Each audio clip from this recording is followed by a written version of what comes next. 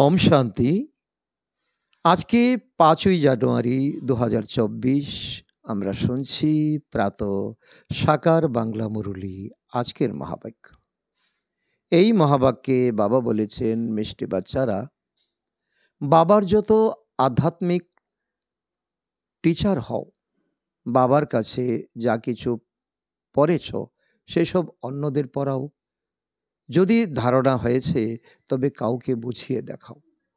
আজকের প্রশ্ন, কোন বিষয়ে বাবার অটল নিশ্চয় আছে?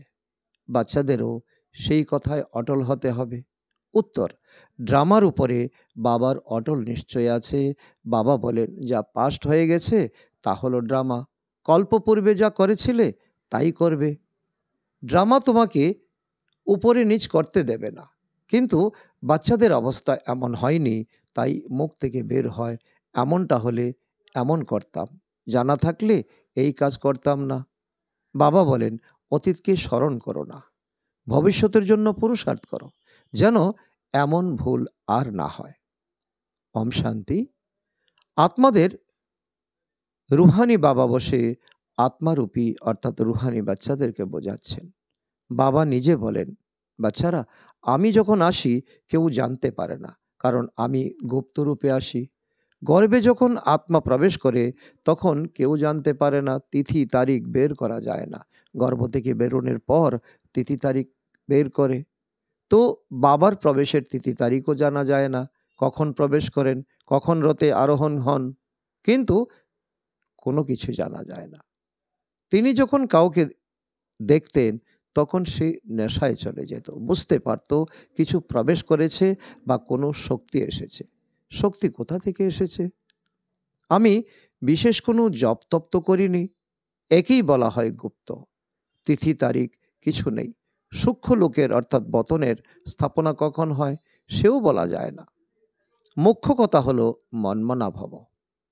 বাবা বলেন, হে আত্মারা, তোমরা আমাকে, নিজের পিতাকে আহ্বান করো, যে এসে পতিতদেরকে পবিত্র করো।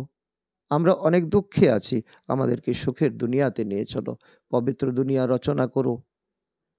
বাবা বোঝান, বাচ্চারা, ড্রামা প্ল্যান অনুযায়ী যখন আমার আসার সময় হয় তখন চেঞ্জ অবশ্যই হয়। এই কলিযুগে দুনিয়া পরিবর্তন হয়ে শতযুগ দুনিয়া হয়। শতযুগ থেকে শুরু করে যা কিছু পাস্ট হয়েছে সেসব আবার রিপিট করা হবে। শতযুগে ত্রেতা, শতযুগ ত্রেতা নিশ্চয়ই রিপিট হবে। সেকেন্ড সেকেন্ড পার হয়ে যায়, সম্বত বা বর্ষ পার হতে থাকে। বলা হয় শতযুগ পাস্ট হয়েছে, দেখতে পাইনি তো।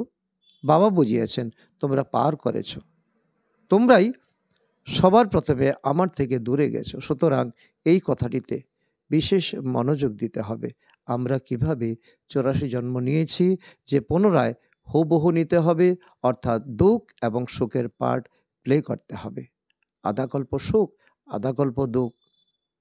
শতযুগে থাকে সুখ। বাড়ি যখন পুরানো হয় তখন কোথাও ছাদ দিয়ে জল পড়তে থাকে, কোথাও আরও কিছু হয়, মেরামত করতে হয়। তখন এই চিন্তা হয় যে একে তো মেরামত করতে হবে। যখন অনেক পুরানো হয়ে যায় তখন ধরে নেওয়া হয় বাড়িটা আর থাকার জন্য উপযুক্ত নয়, নতুন দুনিয়ার জন্য এমন বলা হবে না। এখন তোমরা নতুন দুনিয়ায় চলার যোগ্য হয়েছ। প্রতিটি বস্তু প্রথমে নতুন, পরে পুরানো হয়। এখন বাচ্চারা, তোমাদের এইসব কথা ভাবনা তো চলতে থাকে, আর কেউ তো এইসব কথা বুঝতে পারবে না। গীতা, রামায়ণ ইত্যাদি শোনাতে থাকে, তাতেই তারা বিজি থাকে। তুমি, আমি তো এইসব কাজেই বিজি ছিলাম। এখন বাবা কত বুদ্ধিমান বানাচ্ছেন। আগে তো আমরা শাস্ত্র, পূজা, পাঠ ছাড়া কিছুই জানতাম না। বাবা বলেন, বাচ্চারা, এখন এই পুরানো দুনিয়া শেষ হবে, এখন নতুন দুনিয়ায় যেতে হবে। এমন নয় সবাই যাবে, সবাই মুক্তিধামে বসে থাকবে, এমনও নিয়ম নেই। প্রলয় হয়ে যাবে। তোমরা জানো এ হলো পুরানো দুনিয়া, আর নতুন দুনিয়া হলো অত্যন্ত কল্যাণকারী সঙ্গম যুগ। এই সঙ্গম যুগে এখন তোমরা পড়াশোনা করছো, এখন চেঞ্জ হবে, পরিবর্তন হবে, তারপর তোমরা শান্তিধামে যাবে। সেখানে সুখ অনুভূতির কোনো বিষয় নেই, কারণ শরীর থাকবে না। বলা হয়ে থাকে না, যজ্ঞে যে বিঘ্ন আসে সেসব তো আসবেই, পরের কল্পেও আসতে থাকবে। তোমরা এখন পাকাপোক্ত মজবুত হয়ে গেছো। এই স্থাপনা বিনাশ কোনো ছোটখাটো কাজ নয়। বিঘ্ন কোন বিষয়ে আসে? বাবা বলেন, কাম হলো মহাশত্রু। এ নিয়েই অত্যাচার হয়। দ্রৌপদীর কথা আছে না? ব্রহ্মচর্য নিয়েই সমস্ত খিটখিট। শতপ্রধান থেকে তমপ্রধান নিশ্চয়ই হতে হবে, সিঁড়ি নামতে হবে, পুরানো দুনিয়া হবে নিশ্চয়ই। এসব কথা তোমরাই বুঝতে পারো এবং স্মরণও করো, এবং ঈশ্বরীয় পাঠ পড়তেও হবে, পড়াতে হবে। টিচার হতে হবে না? নলেজ অবশ্যই বুদ্ধিতে আছে, তবেই পড়াশোনা করে টিচার হয়। তারপরে টিচারের কাছে পরে যারা বুদ্ধিমান হয়, গভর্নমেন্ট তাদের উত্তীর্ণ করে। তোমরা হলে টিচার। বাবা তোমাদের টিচার বানিয়েছেন না? তোমরা স্পিরিচুয়াল টিচার। একজন টিচার কি করতে পারবে? তোমরা সবাই হলে আধ্যাত্মিক অর্থাৎ রুহানি টিচার। তো বুদ্ধিতে তোমাদের এই রুহানি নলেজ অবশ্যই থাকা উচিত। এই জ্ঞান তো একেবারে সঠিক। মানুষ থেকে দেবতা হওয়ার জন্য এই পারফেক্ট নলেজ। এখন যত তোমরা বাচ্চারা বাবাকে স্মরণ করো, তত লাইট আসতে থাকবে, শক্তি আসতে থাকবে, লোকদের সাক্ষাৎকার হতে থাকবে। কারণ আত্মা পবিত্র হবে স্মরণের দ্বারা। সেই স্মরণ এখন তোমরা করছো। তখন কারো সাক্ষাৎকারও হতে পারে। বাবা সহযোগদাতা বসে আছেন না? বাবা হলেন সর্বদাই বাচ্চাদের সহযোগী। পড়াশোনায় আত্মারা নম্বর অনুসারে আছে। প্রত্যেকে নিজের বুদ্ধি দিয়ে বুঝতে পারে আমার ধারণা কতখানি হয়েছে। যদি ধারণা আছে তো কাউকে বুঝিয়ে দেখাও। এ হলো ধন। ধন দান না করলে কেউ মানবে না যে এর কাছে ধন আছে। তো জ্ঞানী তাকে বলা হয় যে জ্ঞান অন্যকে দান করবে। ধন দান করলে তো মহাদানী হয়ে যাবে। মহারথী, মহাবীর কথা তো একই না? এই সময় তোমরা এই মহাবীর আর মহাবীরের কথা তোমরা এই সময় শুনছো। সবাই একরকম তো হতে পারবে না। তোমাদের কাছে অনেক আসে। এক একজনের সঙ্গে বসে কত মাথা ঘামাবে। তারা খবরের কাগজ থেকে অনেক কথা শুনে আশ্চর্য হন। তারপর যখন তোমাদের কাছে এসে শোনে, তখন বলে, আমরা পরমত অর্থাৎ অন্যদের মতানুযায়ী কি করেছি। এখানে তো সবকিছু ভালো। এক একজনকে ঠিক করতে পরিশ্রম লাগে। এখানেও প্রচুর পরিশ্রম লাগে। তবুও কেউ মহারথী, কেউ অশ্বারোহী, কেউ পেয়াদা হয়। এ হলো ড্রামাতে পার্ট। এই কথা তো বুঝতে পারো না যে শেষে বিজয় তোমাদের হবে। কল্পপূর্বে যা ছিলে তাই হবে। পুরুষার্থ তো বাচ্চাদেরই করতে হবে। বাবা পরামর্শ দেন, বোঝানোর চেষ্টা করো। প্রথমে তো শিব বাবার মন্দিরে গিয়ে সার্ভিস করো। তোমরা প্রশ্ন করতে পারো, ইনি কে? ওনার মাথায় জল দেওয়া হয় কেন? তোমরা ভালোভাবে জানো।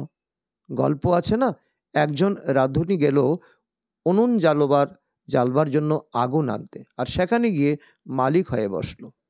এই দৃষ্টান্ত এই সময় তোমাদের জন্য। তোমরা যাও মানুষকে জাগ্রত করতে, আর তোমাদেরকে নিমন্ত্রণ দিয়ে ডাকা হয় যে এমন নিমন্ত্রণ এলে খুশি হওয়া উচিত। কারণ তোমাদের কাছে জ্ঞান আছে, জ্ঞানের এখন প্রকাশ করতে হবে, জ্ঞানের দান দিতে হবে।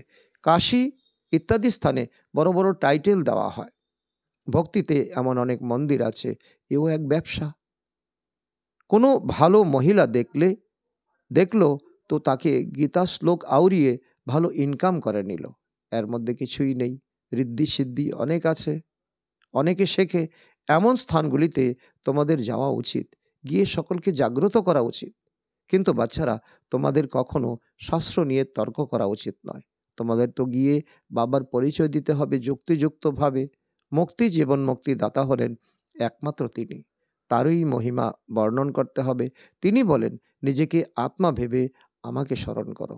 বাকি মনমনাভাবের অর্থ এই নয় যে গঙ্গায় গিয়ে স্নান করো।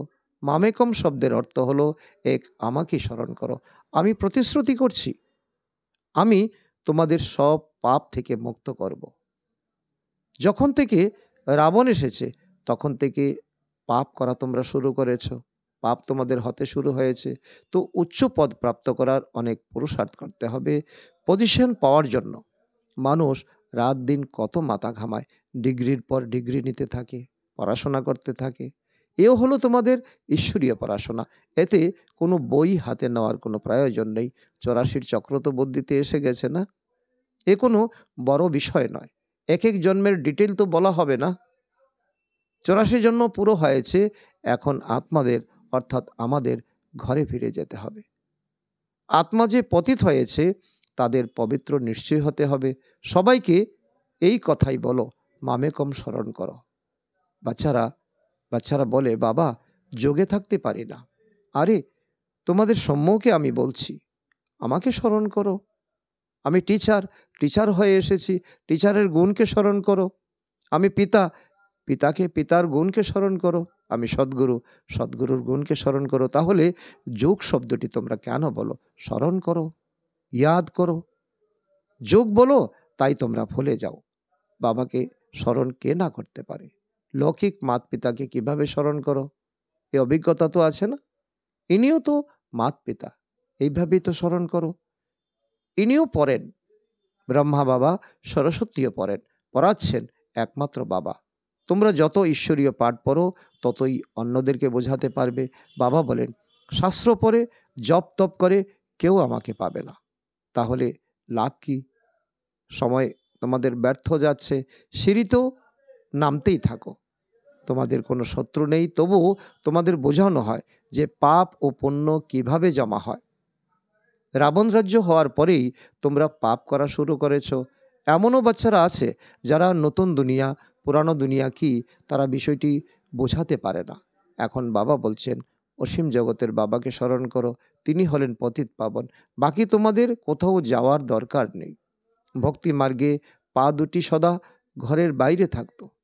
স্বামী স্ত্রীকে বলে, কৃষ্ণের ছবি তো ঘরে আছে, তাহলে বাইরে কেন যাচ্ছ? কি তফাৎ আছে? স্বামী হলো পরমেশ্বর, তবু তার কথা শোনে না। ভক্তি মার্গে অনেক দূরে দূরে উঁচু মন্দির নির্মাণ করে যাতে মানুষ মনে মনে ভাব আসে।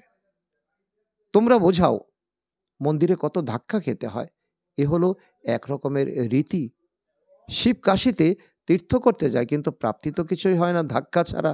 এখন তোমরা তো বাবার শ্রীমত প্রাপ্ত করছো, তোমাদের কোথাও যেতে হবে না। স্বামীরও স্বামী পরমেশ্বর বাস্তবে হলেন একমাত্র তিনি, তোমাদের পিতা। যাকে তোমরা স্বামী, কাকা, মামা সকলেই স্মরণ করে, তিনি হলেন প্রতি পরমেশ্বর বা পরম পিতা পরমাত্মা, পিতা পরমেশ্বর। তিনি তোমাদের বলেন, মামেকম স্মরণ করো, তো তোমাদের বিকর্ম বিনাশ হবে। একমাত্র আমাকেই স্মরণ করতে হবে। তোমাদের জ্যোতি এখন জাগ্রত হচ্ছে, তোমাদের দ্বারা মানুষ আলো দেখতে পায়। তাই বাচ্চাদের নামও খ্যাত হওয়া উচিত। বাবা বাচ্চাদের নাম বিখ্যাত করেন, তাই না? স্বদেশ বাচ্চি সুন্দর বোঝায়, তীক্ষ্ণ বুদ্ধির অধিকারী, পুরুষার্থ খুব ভালো করছে, তাই পুরানোদের থেকেও এগিয়ে গেছে। এতেও বেশি পুরুষার্থ করে এগিয়ে যাবে। সমস্ত কিছু নির্ভর করছে পুরুষার্থের উপর। হতাশ হওয়া উচিত নয়। পরে আসলেও সেকেন্ডে জীবন মুক্তি প্রাপ্ত করতে পারো। রাজা জনকের কথা আছে না?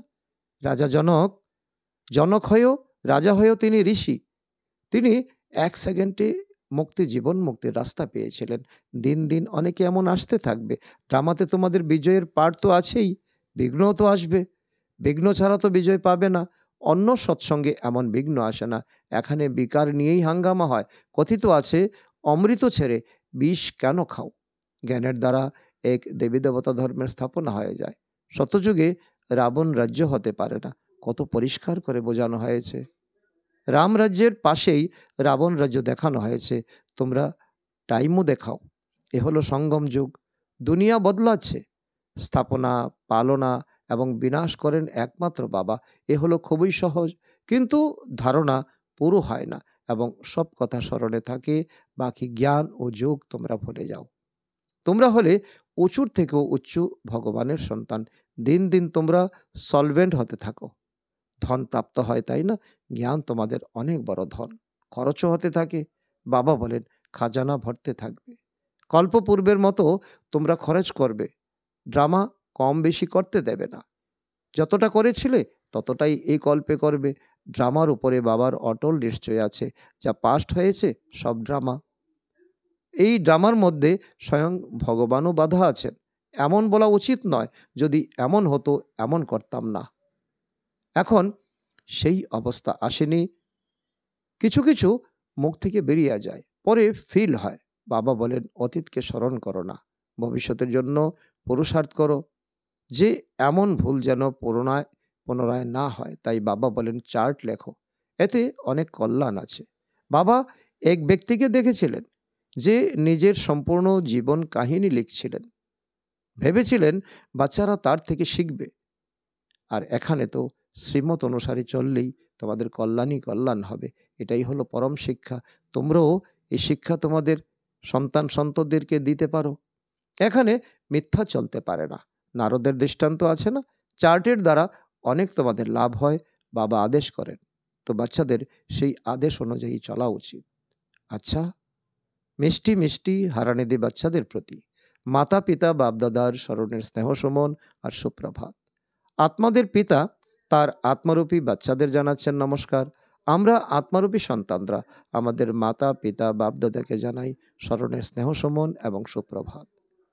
ধারণার জন্য মুখ্য সার: ১ নম্বর, জ্ঞান ধারণ করে অন্যদের বোঝাতে হবে। জ্ঞান ধন দান করে মহাদানী হতে হবে। কারুর সঙ্গে শাস্ত্র নিয়ে তর্ক না করে বাবার প্রকৃত সত্য পরিচয় দিতে হবে। নাম্বার ২, তোমাদের অতীতের কথা নিয়ে চিন্তন করতে হবে না। এমন পুরুষার্থ করতে হবে যাতে পুনরায় যেন আর ভুল না হয়। নিজের সত্য প্রকৃত চার্ট রাখতে হবে। বরদান: যোগের দ্বারা উচ্চ স্থিতির অনুভবকারী ডবল লাইট ফরিস্তা ভব। তোমরা রাজযোগী বাচ্চারা যোগে উচ্চ স্থিতির অনুভব করে থাকো। হরযোগী আবার শরীরকে উপরে ওঠায়। তোমরা যেখানে থাকো না কেন উচ্চ স্থিতিতে থাকো, সেজন্য বলা হয় যোগী উচ্চে থাকে। তোমাদের মনের স্থিতির স্থান হলো উচ্চ, কারণ তোমরা ডবল লাইট হয়ে গেছো। এমনিতেও বলা হয় যে ফরিস্তাদের পা ধরণীতে থাকে না, মাটিতে পড়ে না। ফরিস্তা অর্থাৎ যার বুদ্ধিরূপী পা ধরণীতে থাকবে না, দেহবোধ থাকবে না, পুরানো দুনিয়ার প্রতি কোনো আকর্ষণ যেন না থাকে। স্লোগান: এখন দুয়ার অর্থাৎ আশীর্বাদের খাতাকে সম্পূর্ণ বানিয়ে তোলো, তবে তোমাদের চিত্রের দ্বারা সকলের অনেক জন্মের দোয়া প্রাপ্ত হতে থাকবে। আচ্ছা, ওম শান্তি।